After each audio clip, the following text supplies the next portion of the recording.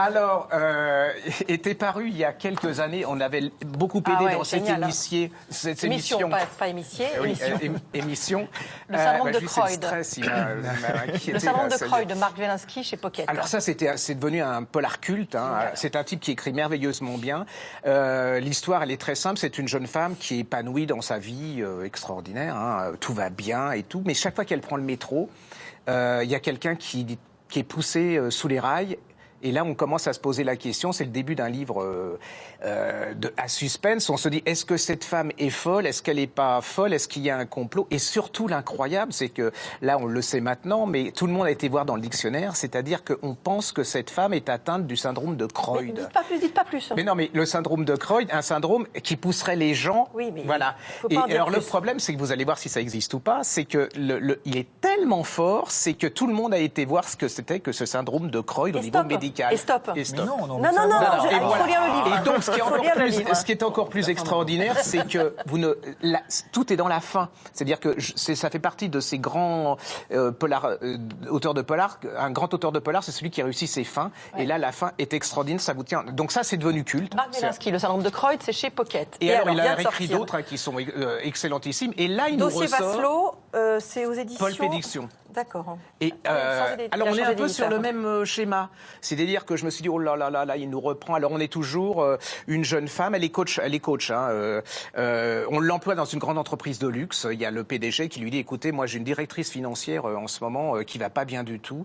Il faut que vous la reboostiez parce qu'en plus la boîte elle va pas très très très bien et on a besoin d'elle. Voilà, elle va rencontrer cette femme. Alors effectivement cette femme elle va pas bien du tout. Alors là vous avez beaucoup de pages sur le coaching, c'est-à-dire de l'importance de traduire en ondes positives tout ce qui est négatif. Et vous voyez comment cette femme, il y a des définitions du coach, elle vous décrit ça de l'intérieur, c'est assez extraordinaire. Et cette femme va pas bien du tout. Et il y a un moment, cette femme, elle va se suicider. Elle va se sentir responsable.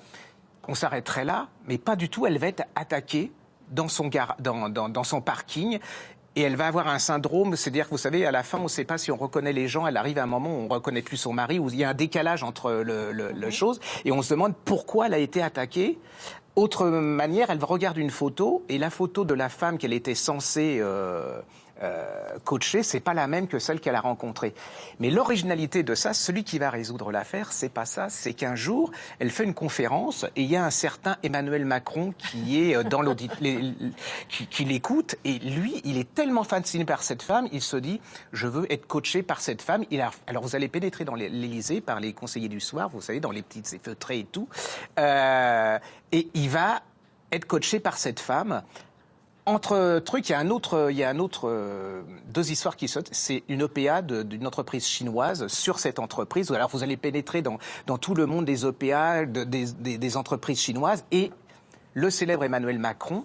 Il y a une interconnexion entre les deux et vous allez voir comment la fin, celui qui va trouver la solution qui est géniale, ce n'est pas elle, c'est Emmanuel Macron. Et Emmanuel Macron devient le détective de ce livre. Donc Emmanuel Macron, détective. Attendez, c'est une première parce que c'est la première fois que Emmanuel Macron, je le répète parce que ça peut toujours servir, avec tellement de talent, tellement voyant qu'on lui connaît, va trouver la solution de cette énigme. C'est génial, c'est comme le syndrome de Croyd. Il y a un syndrome mystérieux. Emmanuel Macron comme détective.